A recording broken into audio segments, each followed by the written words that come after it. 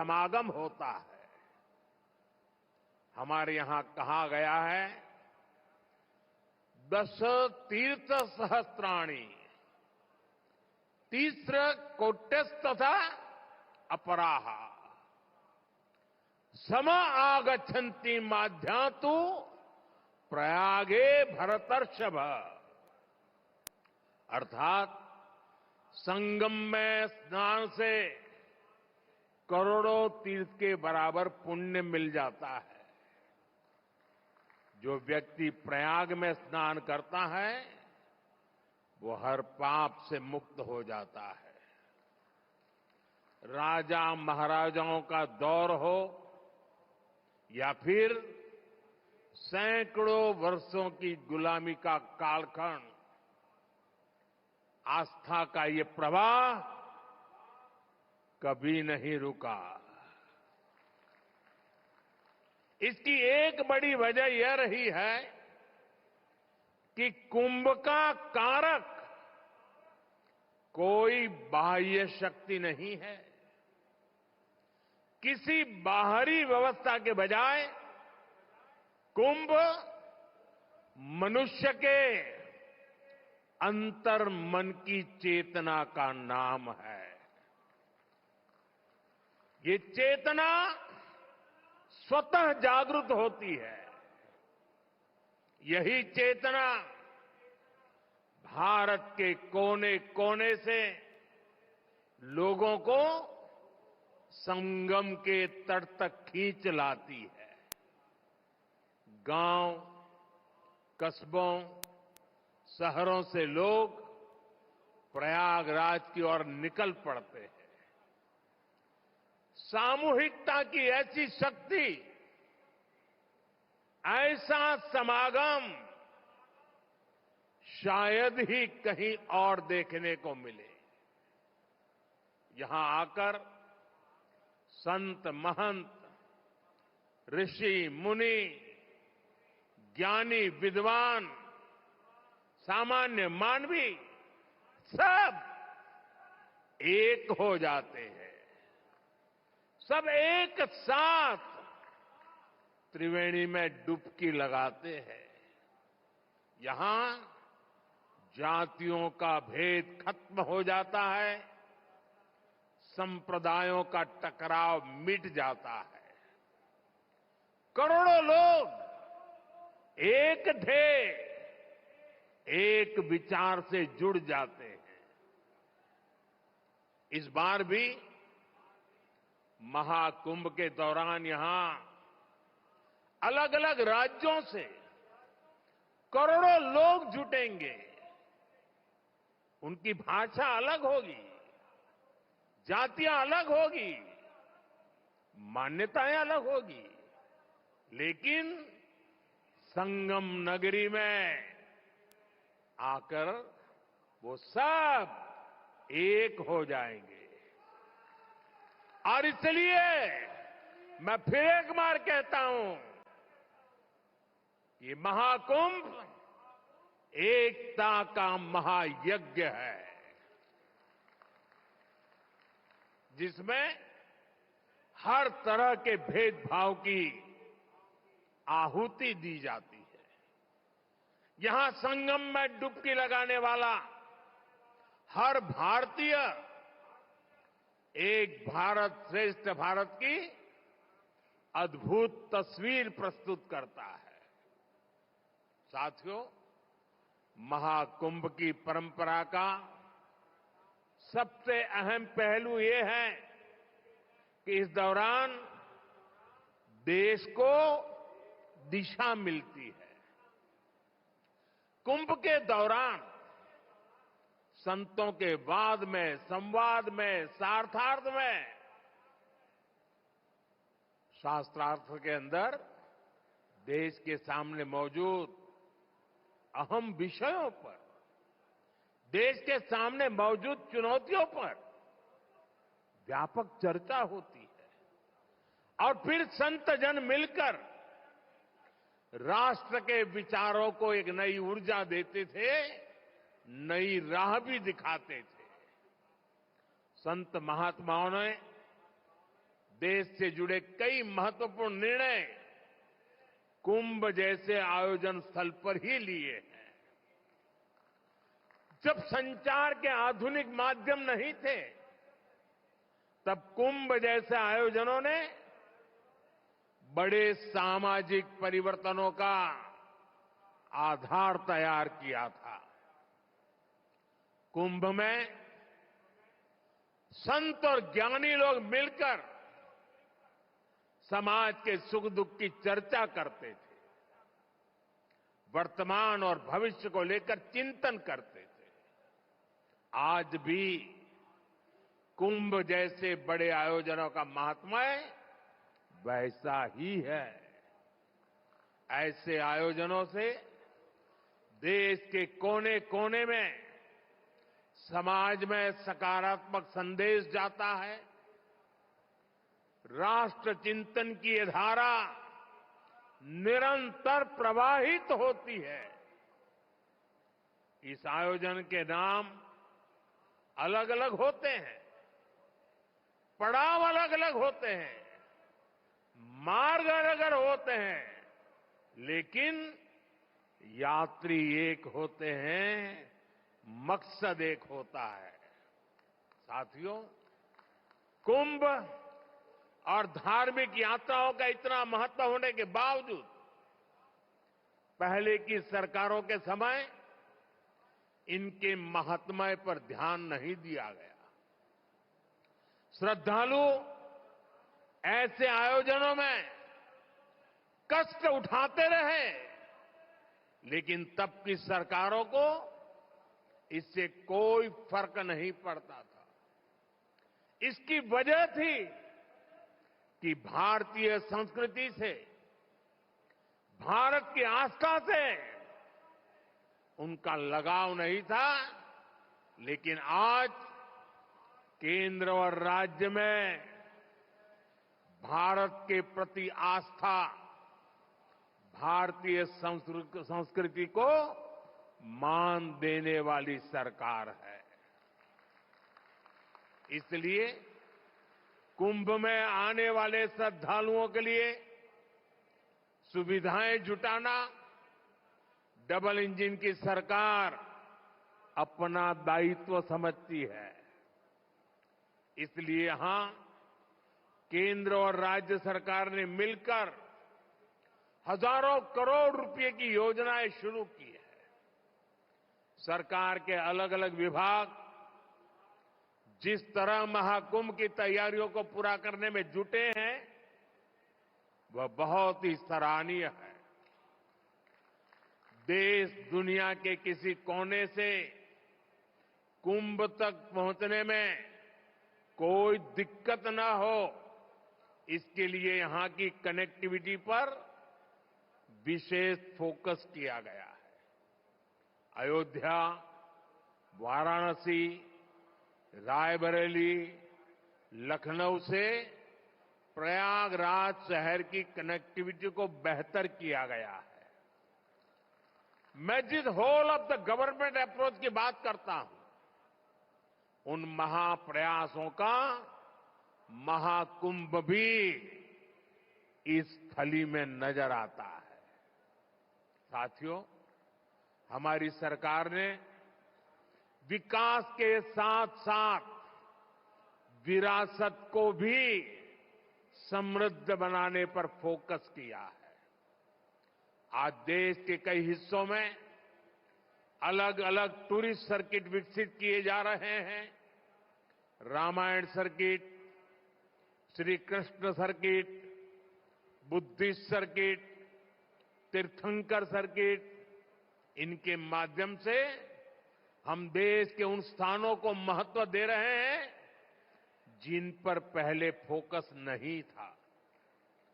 स्वदेश दर्शन योजना हो, प्रसाद योजना हो, इनके माध्यम से तीर्थ स्थलों पर सुविधाओं का विस्तार किया जा रहा है।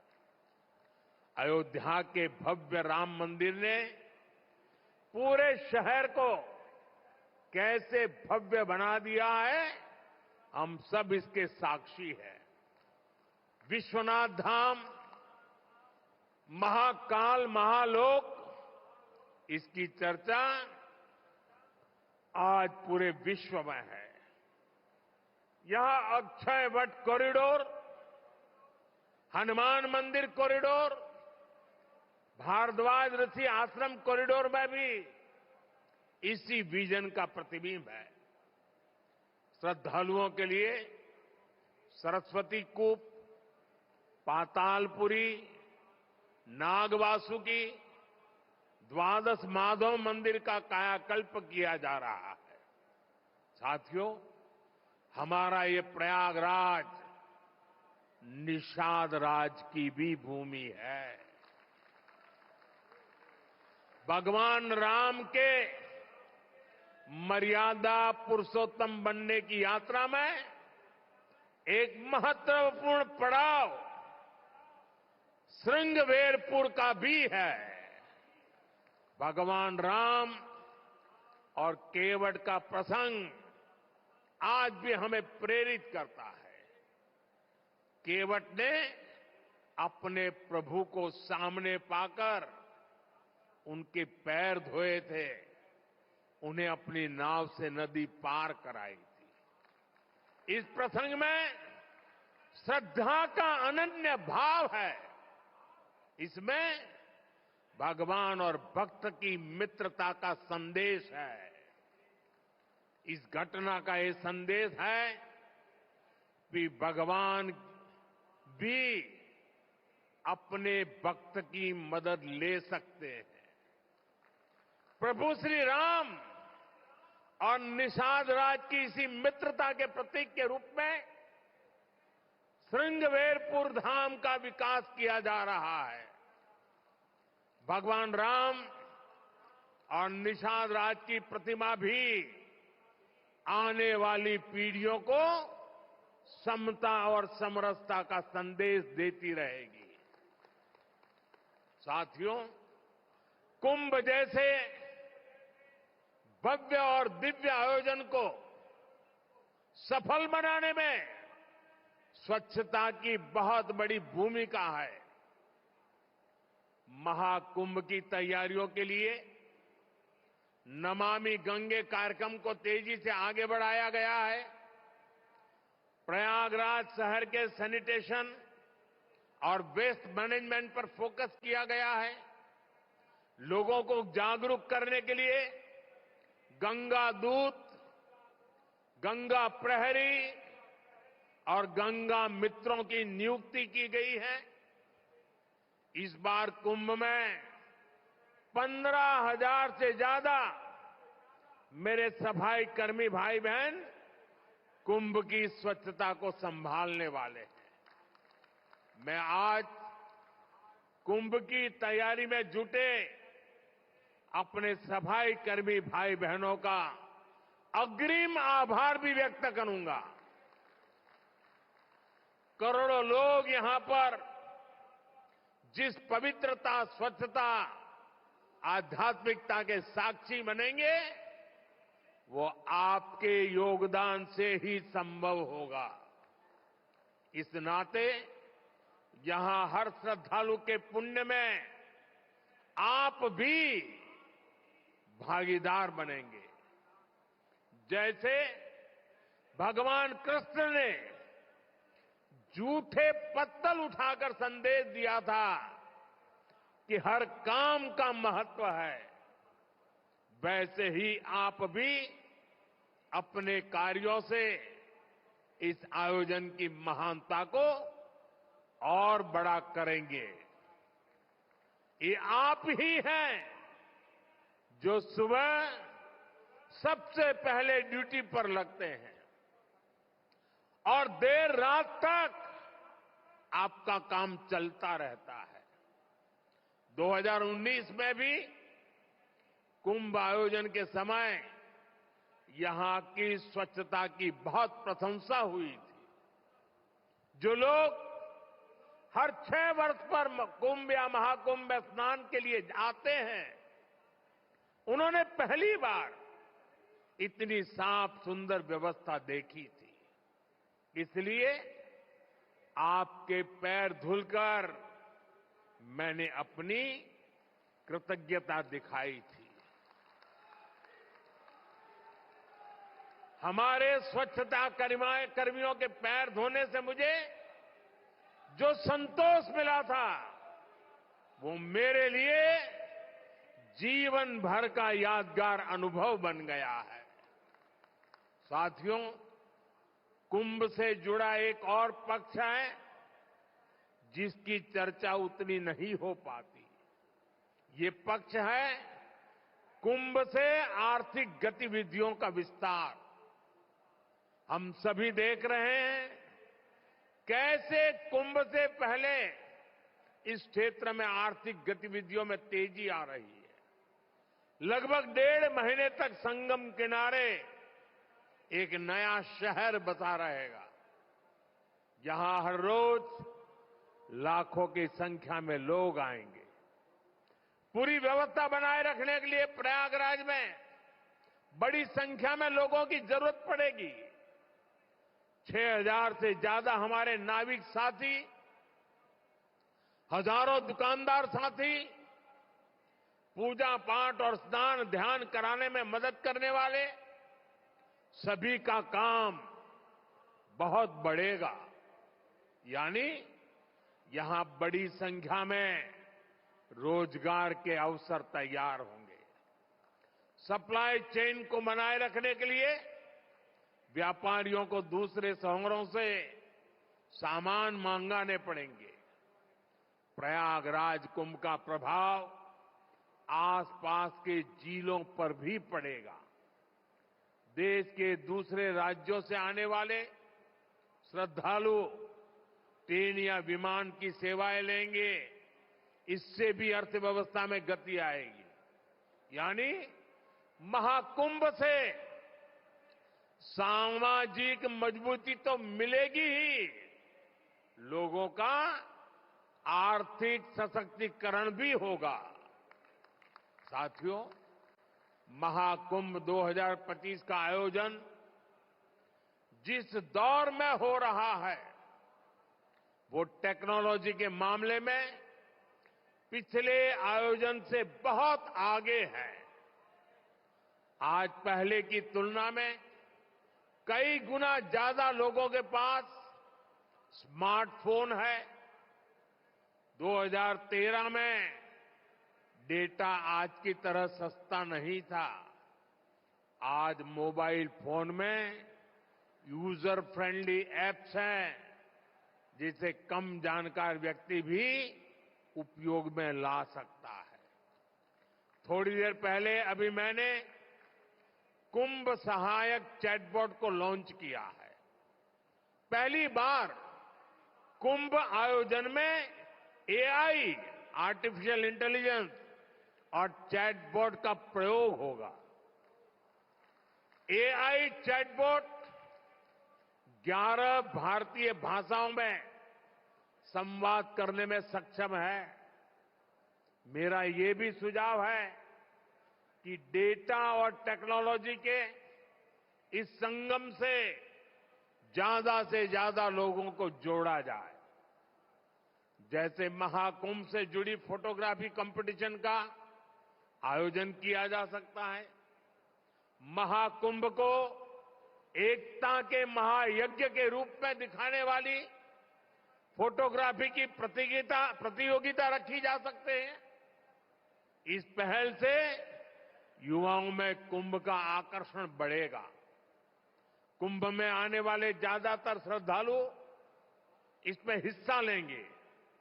जब ये तस्वीरें सोशल मीडिया पर पहुंचेगी तो कितना बड़ा कैनवास तैयार होगा, इसकी कल्पना नहीं कर सकते। इसमें कितने रंग, कितनी भावनाएं मिलेगी, ये गिन पाना मुश्किल होगा।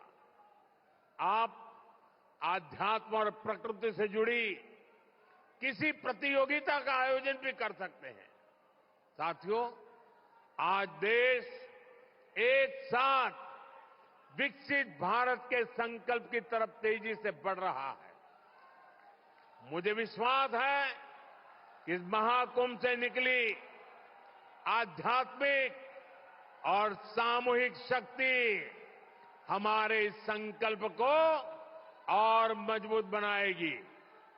महाकुंभ स्नान ऐतिहासिक हो, अविस्मरणीय हो, मां गंगा, मां यमुना और मां सरस्वती की त्रिवेणी से मानवता का कल्याण हो, हम सबकी यही कामना है।